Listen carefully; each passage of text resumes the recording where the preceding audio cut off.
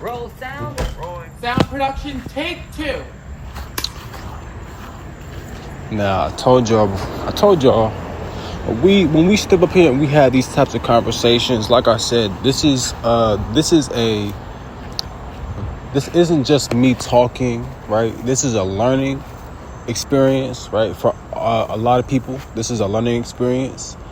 Like I said, because now I get to exercise a different authority, a different type of power that's given, you know what I'm saying, to me, to be able to redirect the world in such a way where it's like, okay, look, yo, pay attention real quick. We understand we have President Donald Trump. We understand we have the president of the real world, okay? But this right here is basically just like that, but in the virtual realm, okay? So I basically get to lead just like how the president does, right? For sure. There's nothing that the president is. There's nothing that the president could do that I can't do. You see what I'm saying? And most of the time, it really just requires that you have money. Because when you have money, you're able to do things on a bigger scale, right? And this is what this does. This brings that to reality. Because I don't have to be the motherfucking government. I don't have to be the president to make change and things of this nature. The government just works on the government level. That's all they do. I could work on the civilian level and get the masses of people, masses upon masses of people, not just here in the United States, but all around the world too, because this message extends to everybody, not just people in the United States.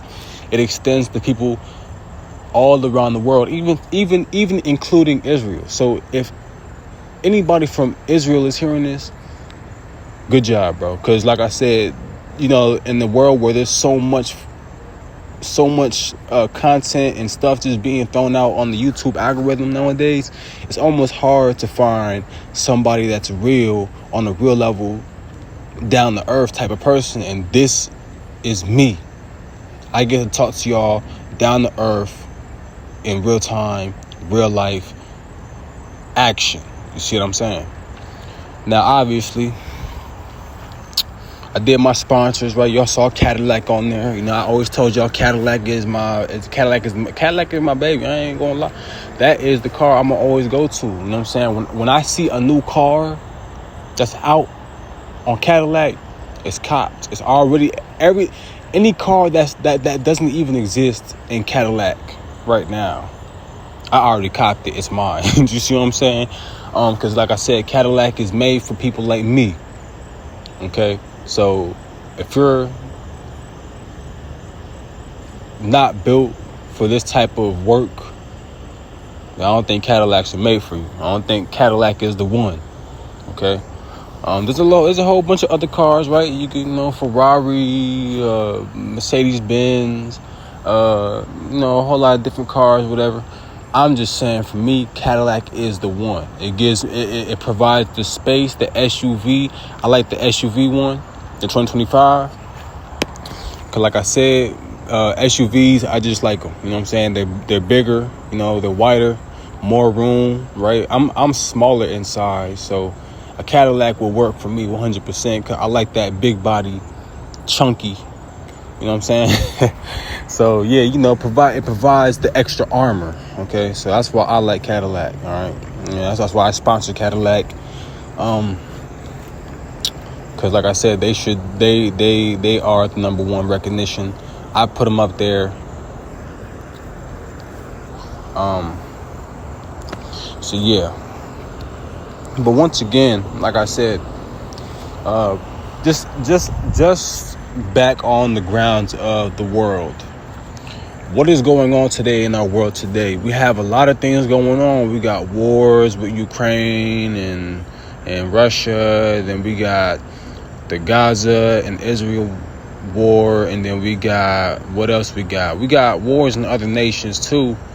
But the ones that are predominantly manifesting is the Russia in the United States. If in the broader terms, it's NATO nations against BRIC nations. NATO nations are basically the United States, Canada. I don't even know if Mexico's on that. I don't even know if Mexico is. I think Mexico is more on the alliance board. They're more of an ally, right? They're not. I don't think they're a part of NATO, right? But they do assist, right? They help us. We help them. BRICS is basically let's see.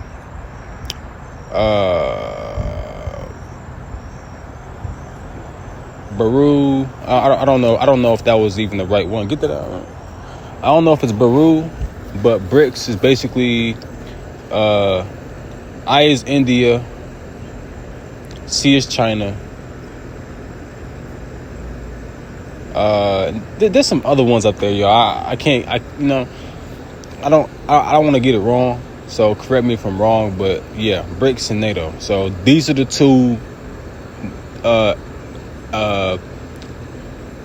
allies. They're not allies, but they compete against each other, right? Because obviously, think about it, y'all. If there wouldn't be any need for NATO or BRICS if we were all just working together in the first place, right? 100%. Because why would we all need to be ops? Why do we need ops, right? That's a real question. Why do we need ops? Why do niggas need ops? Why does the world need ops? Because when we have ops, I mean, just look at the world now, right?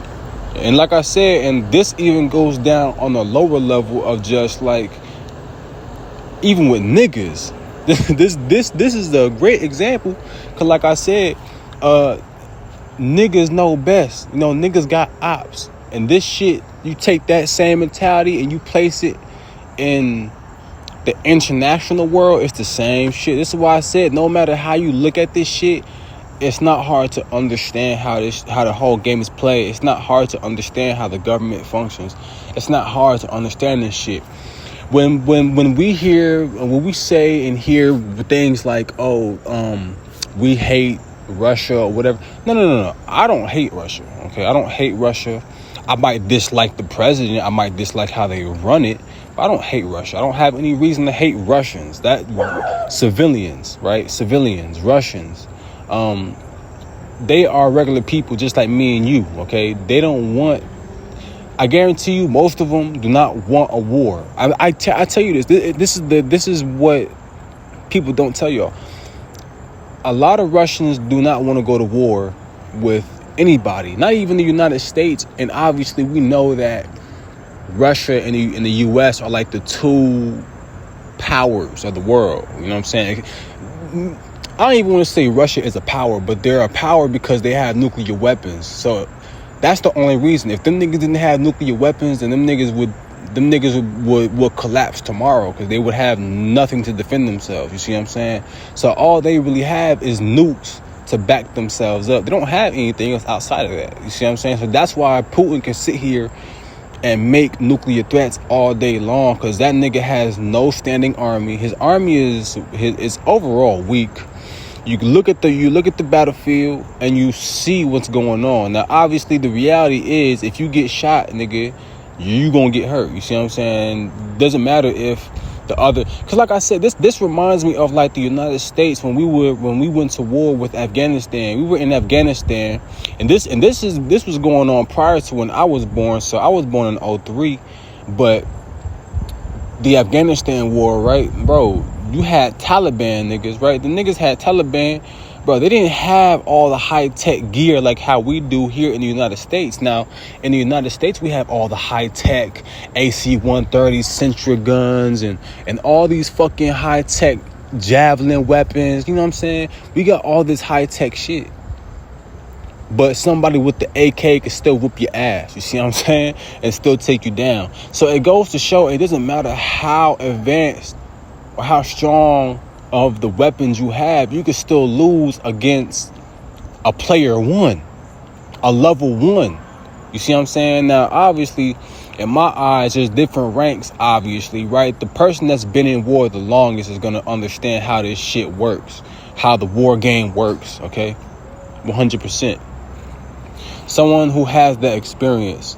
So level one Taliban, right? I mean, he's a new rank. You know what I'm saying? So he gotta go and kill some soldiers to get his rank up. You see what I'm saying?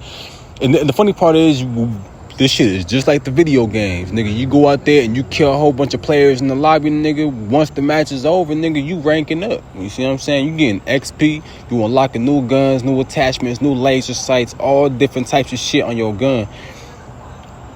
I'm telling y'all, it's the same shit.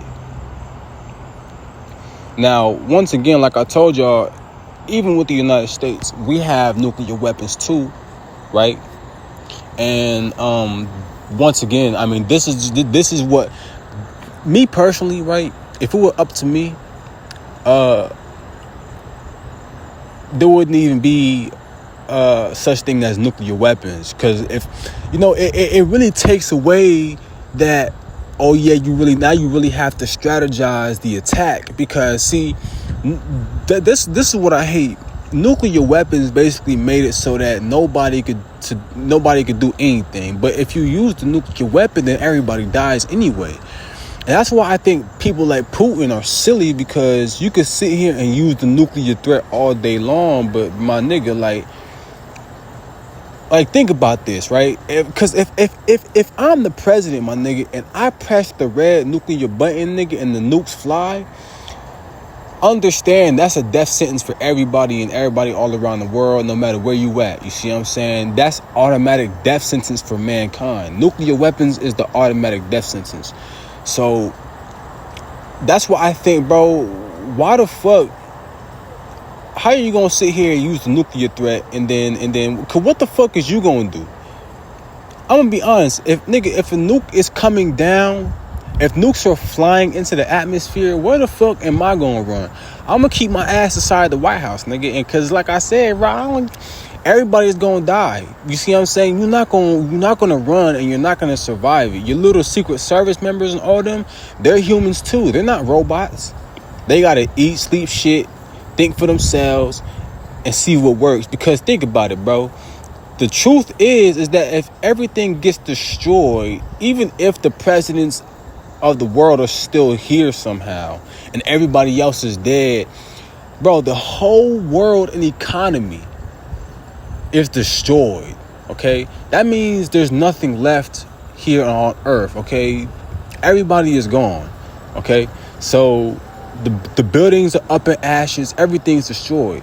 This is why I think presidents trying to hop on the plane and leave, that shit is not gonna work. Where the fuck is Putin gonna run? That's the question I want to ask. Where the fuck is you gonna run? You're not gonna hide on no motherfucking bunker.